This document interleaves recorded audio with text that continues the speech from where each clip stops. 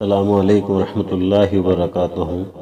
KVN educational and social welfare society کے زیر انصرام Fatima Urdu primary school کراڑ پورہ کی جانب سے آن لائن تدریس۔ مضمون اردو جمع چہارم، سبق نمبر 1 حمد، تیار کردہ معلم شیخ عظیم۔ پیارے بچوں، پچھلی ویڈیو میں ہم نے حمد کو ترنم سے پڑھا، آج اس کے ہر شعر کا مطلب سمجھیں گے، پھر الفاظ کے معنی اور سوالات کے جوابات دیکھیں گے۔ حمد، یہ چمن میں صبا کی روانی، چمن کہتے ہیں باغ کو، باغیچہ۔ صبا کی روانی، صبا کہتے ہیں صبح کی ہوا کو، روانی یعنی ہوا کا بہنا، باغ میں صبح کی ہوا کا بہنا۔ سبز پودوں کی یہ نوجوانی، جو ہرے بھرے پودے باغیچے میں ہیں وہ ان کی تر و تازگی کو نوجوانی کہا گیا ہے۔ سرخ پھولوں کی یہ شادمانی، سرخ پھول لال دکھائی دینے والے پھول جو باغیچے میں ہیں وہ جو ہے تو خوش نظر آ رہے ہیں، کھلے ہوئے نظر آ رہے ہیں، اسے سرخ پھولوں کی یہ شادمانی شاعر نے اس میں کہا ہے۔ بلبلوں کی یہ شیریں بیانی، سب خدا ہی کی ہے مہربانی، یعنی باغیچے میں جو بلبل بیٹھی ہوئی ہے، گا رہی ہے میٹھی آواز میں، تو بلبلوں کی میٹھی آواز کو یہاں پہ شیریں بیانی کہا ہے۔ اور یہ ہمیں بلبلوں کی میٹھی آواز اور باغیچے کی یہ صبح کی ہوا، پھول پودے، یہ سب کس کی مہربانی ہے؟ خدا کی مہربانی سے ہمیں یہ سب نظر آ رہا ہے۔ خوبصورت یہ سورج کا چہرہ، اس پہ رنگین کرنوں کا صحرا، تاج ایک اس کے سر پر سنہرا، یعنی سورج کے چہرے کو یہاں پہ خوبصورت کہا گیا ہے، یعنی سورج کے ارد گرد پوری کرنیں ہوتی ہے جس سے چہرہ چھپا ہوا نظر آتا ہے، تو وہ چہرہ جو ہے تو خوبصورت ہے، اور اس کی کرنیں جو اس کے چاروں طرف ہوتی ہے، جس طریقے سے دولہے کے سر پر صحرا ہوتا ہے اس طریقے سے سورج کے چاروں طرف سے کرنیں نظر آتی ہے، اس کا صحرا اسے کہا گیا ہے۔ تاج ایک اس کے سر پر سنہرا، یعنی اس کے سر پہ تاج کی طرح وہ کرنیں نظر آتی ہے، شاعر کا کہنا ہے اس میں۔ کی عالم پہ ہے حکمرانی، سب خدا ہی کی ہے مہربانی۔ اس کی عالم پہ یعنی سورج کی سارے عالم پہ حکمرانی ہے۔ جب ساری دنیا میں اندھیرے چھا جاتا ہے تو سورج اس اندھیرے کو ختم کر دیتا ہے اور پورے عالم پر روشنی چھا جاتی ہے۔ سب چیزیں خدا ہی کی مہربانی ہے، یہ تمام چیزیں جو ہمیں نظر آ رہی ہے یہ اللہ تعالیٰ کی مہربانی کی ہی بدولت ہمیں یہ تمام چیزیں۔ کالی کالی گھٹاؤں کی یورش، کالی کالی گھٹا یعنی آسمان پر جو بادل چھا جاتے ہیں، ابھر آ جاتا ہے، کالی کالی بدلی چھا جاتی ہے، تو بدلی کی یورش کہتے ہیں حملے کو۔ اب بدلی حملہ کیسے کرتی ہے؟ وہ کالے بادل برسنے لگ جاتے ہیں اور برس کر بارش کی شکل میں زمین پر گرتے ہیں، آسمانوں سے زمین پر بارش ہوتی ہے، اور آسمان سے زمینوں پہ جب بارش ہوتی ہے، اور باغ پر تازگی کی تراوش، یعنی پورے باغ، باغیچے، کھیت، کھلیان جو تو تر و تازہ ہو جاتے ہیں۔ جب بارش ہوتی ہے تو بارش کی وجہ سے پورے کھیت کھلیان وہ تازے ہو جاتے ہیں، ایک دم ہرے بھرے ہو جاتے ہیں، ان کی تراوش ہو جاتی ہے، ان پہ پانی کا چھڑکاؤ ہو جاتا ہے۔ اس میں انسان کی باغبانی، سب خدا ہی کی ہے مہربانی۔ جب بارش ہوتی ہے، پانی کا چھڑکاؤ ہوتا ہے، پانی کی تراوش زمین پہ ہوتی ہے، تو انسان کیا کرتا ہے؟ کھیتی باڑی کرتا ہے، باغیچے کرتا ہے، طرح طرح کی سبزی ترکاریاں اگاتا ہے، پھول پودے اگاتا ہے۔ تو انسان کی اس کھیتی باڑی کو، اس پھول پودے اگانے کو باغبانی کہا گیا ہے، اور یہ تمام چیزیں ہمیں اللہ تعالیٰ کی مہربانی کی وجہ سے ہی ہم جو تو اس تمام چیزیں کر پاتے ہیں۔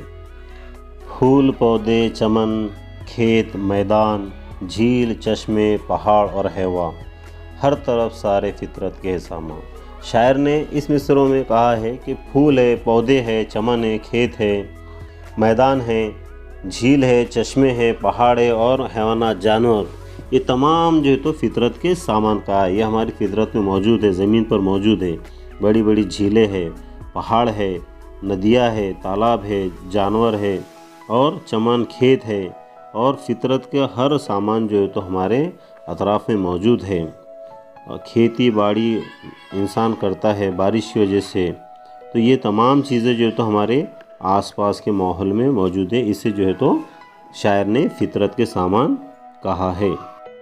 آگ مٹی ہوا اور پانی سب خدا ہی کی ہے مہربان، یعنی آگ مٹی یہ سب تمام چیزیں ہم کو حاصل ہوتی ہے اللہ کی مہربانی سے۔ آگ کے ذریعے ہم طرح طرح کا استعمال کرتے ہیں، ہوا ہمارے لیے سانس کے لیے ضروری ہے، انسانوں حیوانوں کے لیے، اور پانی سے ہم تمام کو جو ہے تو بہت سی سہولیات ملتی ہے، پانی کا استعمال کرتے ہیں، اور یہ تمام چیزیں جو تو اللہ تعالیٰ کی مہربانی سے ہی ہمیں حاصل ہوتی ہے۔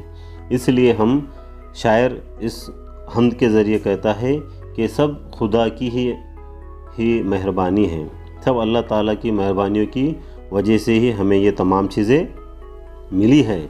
ہوا، پانی، کھیت، باغیچے، ندیاں، پہاڑ، یہ تمام فطرت کے جو سامان ہیں یہ سب خدا ہی کی مہربانی ہے۔ اس نظم میں شاعر نے اللہ تعالیٰ کی ہر خوبی کو اچھے سے بیان کیا، اللہ تعالیٰ کی ہر چیز کو، فطرت کی ہر چیز کو بیان کیا ہے کہ سب خدا ہی کی مہربانی ہے، ہر چیز پہ اللہ کی قدرت ہے اور اللہ کی ہم پر بہت بہت مہربانی ہے۔ چلیے اس نظم کے بعد ہم شروع کرتے ہیں الفاظ معنی۔ صبا صبح کی ہوا، شادمانی خوشی، شیریں بیانی میٹھی باتیں کرنا، چہرہ صحیح املا چہرہ ہے سے، چونکہ یہ لفظ نظم میں صحرا سنارا کے ساتھ آیا ہے اس لیے چہرہ لکھا گیا ہے۔ حکمرانی حکومت، یورش حملہ، اوش چھڑکاؤ، انسان کی باغبانی، بارش ہوتی ہے تو انسان زمین پر طرح طرح کی چیزیں اگاتا ہے۔ چشمہ زمین سے پانی کا بہہ نکلنا، حیوان حیوانات۔ اب سوالات کے جوابات، ایک جملے میں جواب لکھیے۔